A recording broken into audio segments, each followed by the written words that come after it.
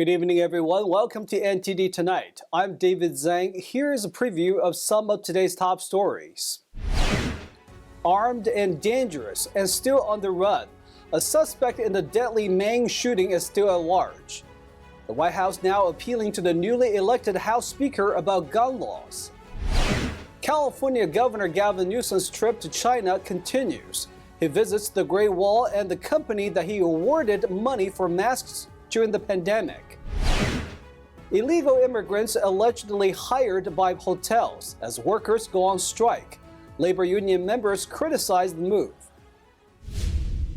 The intensive manhunt remains underway after two shootings rocked Lewiston, Maine last night. 18 people were killed and 13 others were wounded. Some may have been injured in a stampede, according to some reports. You never would think that something like this would happen in Lewiston. A father says he and his son unknowingly avoided an active shooter by skipping bowling practice on Wednesday night. A gunman opened fire at a bowling alley and a restaurant at around 7 p.m. on Wednesday, killing at least 18 and injuring many more, putting the closest hospital to the test. We had approximately 100 team members who were off duty come into the hospital. Law enforcement is currently looking for the main suspect, Robert Card, who's considered armed and dangerous. He's still on the run, almost 24 hours after the attack. There is now arrest warrants for murder for this particular individual, Mr. Card. Card is a verified weapons instructor and member of the U.S. Army Reserve. Now, officials say he did report mental health issues in the past, including hearing voices. And officials are also asking people to call 911 for possible sightings of the suspect. But they're advising caution, saying people shouldn't even make eye contact if they see him. Republican Senator Lindsey Graham says this suspect should have raised red flags. So the common theme here is mental health, right? The guy's in the hospital for a couple of weeks. How did the Army Reserve unit not know about this? How did he stay in the Army Reserve? How did it not get up the chain of command that, this guy's got problems? Meanwhile, the White House on Thursday advocated for stricter gun laws, asking the newly elected House Speaker for support. The House has a new Speaker who he said he's ready to get to work and to find common ground.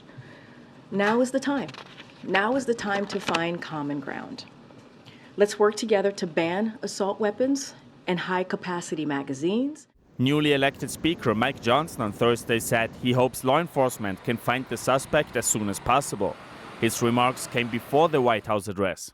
This is a dark time in America. We have a lot of problems, and we're really, really hopeful and prayerful. Prayer is appropriate in a time like this, that the evil can end. And Vice President Kamala Harris on Thursday also condemning the senseless violence. Once again, routine gatherings, this time at a bowling alley and a restaurant, have been turned into scenes of horrific carnage. She added that she'll keep praying for those who are still injured. Ariane Pastar, NTD News. Investigators have found a note at the home of the shooting suspect, Robert Card, but declined to describe the contents of the note, its length, and its relevance to the investigation. Card's sister told investigators she thought Card might have been looking for an ex-girlfriend at the shooting locations. As of airtime, shelter-in-place orders for various parts of Maine remains in place as the manhunt continues. And let's take a look at other top national headlines today. Representative Jamal Bowman has pleaded guilty to a misdemeanor for pulling a fire alarm in the House office building. The incident happened just before lawmakers were to vote on a bill to avoid a government shutdown. The false alarm caused an hour-long evacuation of the building. While Bowman insists it wasn't an accident, prosecutors argued that he knowingly pulled the alarm without a fire or emergency. Bowman has accepted a fine and will write an apology to the Capitol Police. The United States Postal Service has implemented a new change of address policy. The mail carrier says it's in an effort to address fraud. USPS says on its website that the new process is meant to protect customers' identities. A passcode is sent for verification after submitting a change of address request online. If the process isn't followed, the change of address won't take effect. Those hoping to change their addresses in person at the post office will have to show an ID. The Justice Department is investigating the EPA's estimates of how far Tesla models can go on a single charge. It comes after Consumer Reports found the Model Y only went 274 miles, as opposed to the EPA's stated range of 326 miles. Part of how the EPA calculates its range number comes from data provided by automakers. That means if it's wrong, it can cause legal problems for the automaker. Both Tesla and the Justice Department declined to comment on the investigation. Apple is raising the price of its Apple TV Plus streaming service. The hike brings it to $10 a month or $99 for the year. That's up $3 from $7 a month or $30 more if you pay for an entire year. The last time prices went up was a year ago. Before that, prices were steady for 3 years. This is the latest streaming service to raise prices this year, joining Netflix, Disney+, Hulu, and Max. For detailed coverage of these stories, please visit NTD.com. In a historic trip, California's governor visits China's Great Wall and an EV company, the one he purchased the masks from in a controversial contract during COVID. We'll hear more from NTD's David Lam. Dubbed the Great Wall Climate Dialogue, California Governor Gavin Newsom met with leaders of 5 Chinese provinces and the U.S. ambassador to China Thursday and toured the Great Wall of China. At the end of the day, a climate agreement was renewed with Beijing to reduce air pollution and emissions. It also includes promoting the exchange of scientific and technical information through visits and meetings. Congresswoman Michelle Steele stated the Chinese Communist Party is the biggest polluter on earth and that no one should follow their lead. During Newsom's week-long international trip, the Democratic governor also visited electric car maker BYD, getting behind the wheel of a BYD vehicle. California Globe reported this is the company that Newsom awarded over $1.4 billion for masks during the pandemic. Controversy buzzed around the contract in 2020, including rapidly spending taxpayer funds and lawmakers questioning the governor's authority. A portion of the masks were initially shipped before fully receiving health certification.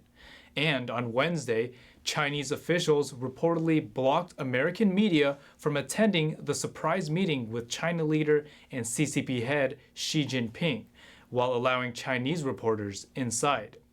Newsom and Xi's meeting comes amid tense U.S.-China relations, after Newsom said they talked about fentanyl, climate issues, and economics. David Lam, NTD News, California. Controversy in Los Angeles. Amidst a workers' strike, there are allegations of illegal immigrants hired by hotels to replace union workers. NTD's Stephanie Sikal reports. The unit here, Local 11 Union, claims that there's a, quote, exploitation of unhoused refugees. People from a Skid Row shelter in Los Angeles have reportedly been hired to work in city hotels, while over 15,000 hotel workers have been on a strike since July. The striking workers are demanding better wages and working conditions. It's outrageous that Santa Monica hotels may have resorted to exploiting the desperation of recent immigrants. At the same time, their current employees, many of whom also immigrated to this country, fight for living wages and safe working conditions. Hotels like 4 Points by Sheraton, Le Méridien Delfina Santa Monica, and the Holiday Inn LAX are facing these accusations. A young man who came from Venezuela to seek a better quality of life found himself with heavy workloads and long hours.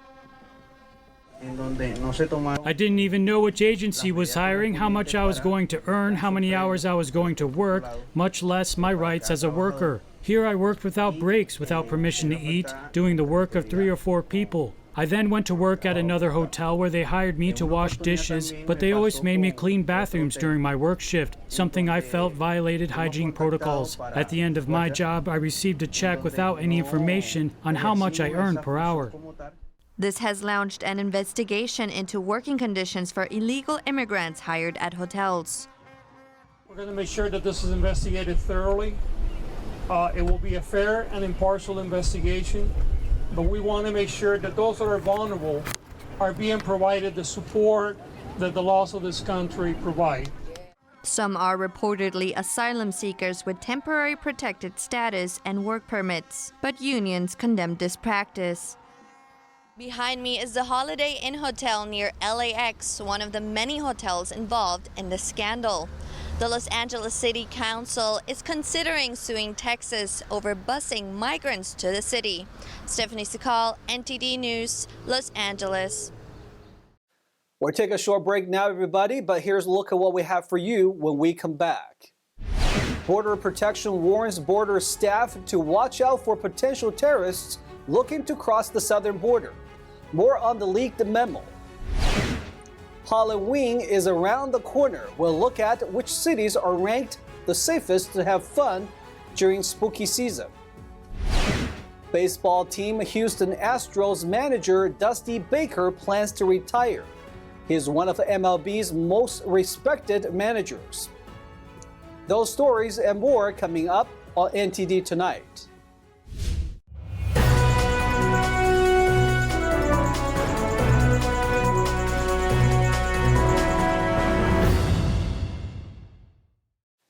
Welcome back to NTD Tonight. I'm your host, David Zhang.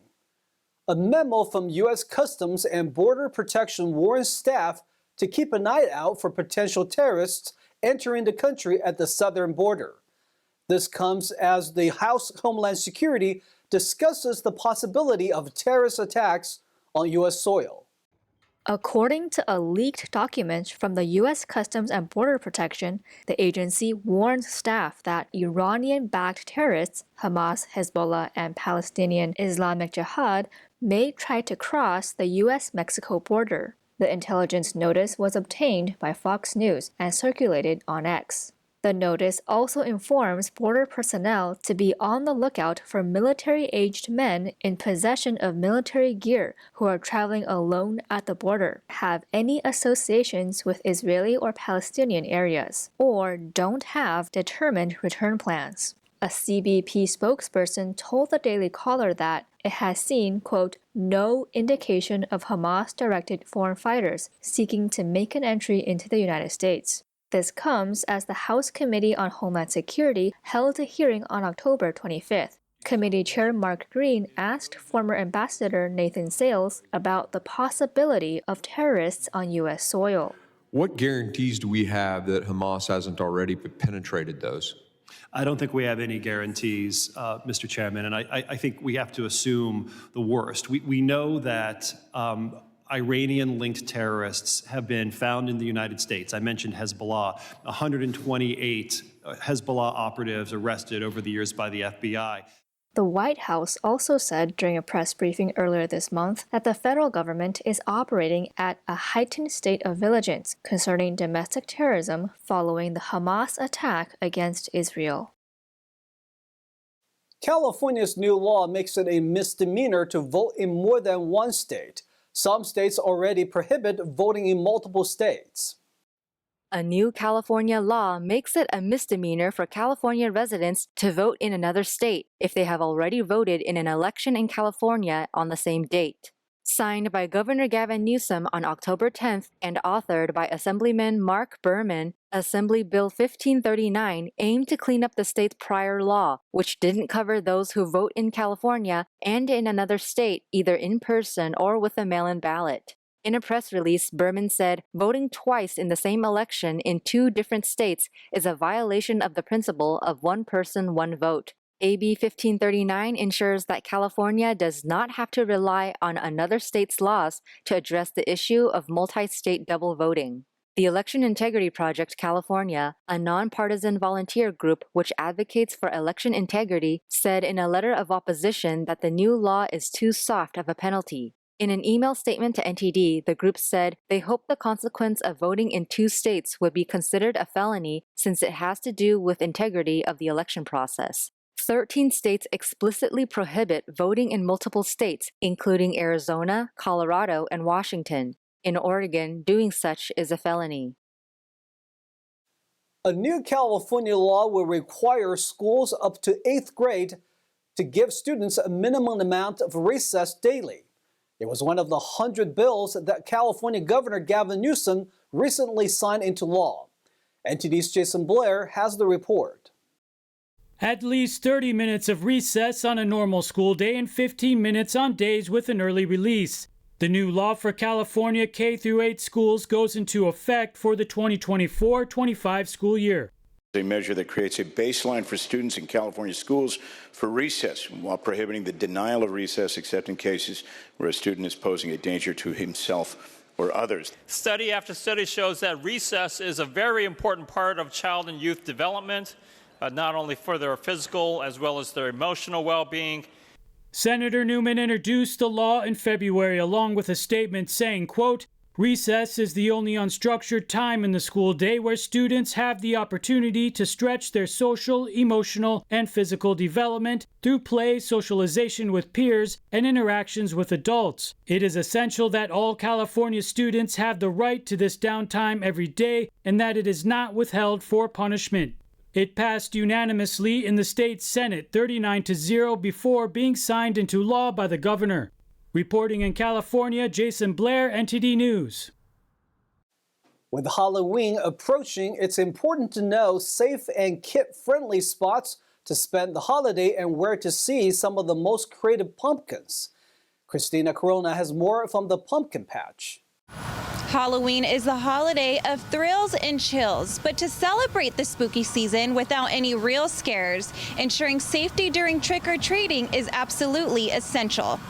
Chamberofcommerce.org ranked the safest U.S. cities to trick-or-treat based on factors such as crime rates, pedestrian safety, and law enforcement presence. The top 5 safest cities to trick-or-treat in the U.S. are Naperville, Illinois, Gilbert, Arizona, Frisco, Texas, Sugar Land, Texas, and Cary, North Carolina. They analyzed data from over 300 U.S. cities using 5 key metrics: pedestrian fatalities, violent crime, property crime, registered sex offenders, and law enforcement staff, standardized to a per 10,000 residents rate. And to celebrate the spooky season, Knights of the Jack in the Santa Monica Mountains draws crowds with its elaborately carved and illuminated Halloween pumpkins. From creative portraits of Hollywood stars to dinosaurs, aliens, and even Disney princesses' pumpkin carvings. Yeah, the trail is amazing. The artistry, the creativity, it's really exciting to see.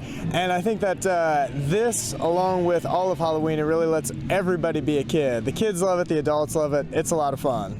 I really like the Knights of the Jack because it was really interesting to see all the talented artists around here and like things that you would never expect to be done on a pumpkin of all things. So yeah, I just thought it was really cool to see all the art that they can make through this. The event uses between 4,000 and 5,000 pumpkins for the exhibit, and it takes around 25 minutes to traverse the course. Ultimately, everything that's on the trail is made of jack-o'-lanterns. So whether you're walking through the dinosaur land, through the Jurassic period, and you're looking at a Triceratops or a T-Rex, they're all made from jack-o'-lanterns. And that's everything out on the trail. So stay safe on Halloween, and don't forget, Knights of the Jack Halloween display runs until November 1st. Christina Corona, NTD News, Los Angeles. Now to a recent development in the world of sports. Dusty Baker, one of the most respected MLB managers, is set to retire. NTD's Carlos Reyes has more on the story. Houston Astros manager Dusty Baker, one of the most successful and beloved figures in Major League Baseball, told the public that he plans to retire. Here's what Baker shared after his Game 7 loss in the League Championship Series to the Texas Rangers. I thought about it a lot, you know what I mean? I try not to dwell on it, but try to have faith and perseverance and knowing that, you know, with the right team and the right personnel and write everything that, this was going to happen. And, had this happened years ago, I might not even be here. You know what I mean? So maybe it wasn't supposed to happen so that I could hopefully influence a few young men's lives and their families and a number of people in the country through showing, what perseverance and character, can do for you in the long run. The 74-year-old swung into the majors in 1968 as a teenager with the Atlanta Braves. The All-Star outfielder would then go on to win a World Series with the 1981 Dodgers. He then went on to manage 5 different teams over 26 seasons and won the World Series at the helm of the Astros last November. Baker, who ranks 7th all-time with 2,183 career victories, says he'd still like to be involved in the game in an advisory position. The Astros were eliminated from the postseason when they lost to the Texas Rangers in Game 7 of the ALCS this past Monday. Carlos Reyes, NTD News. That's all we've got for you tonight. We would like you to join us again on NTD Tonight every weekday at 9 p.m. I'm David Zhang. Have a wonderful evening.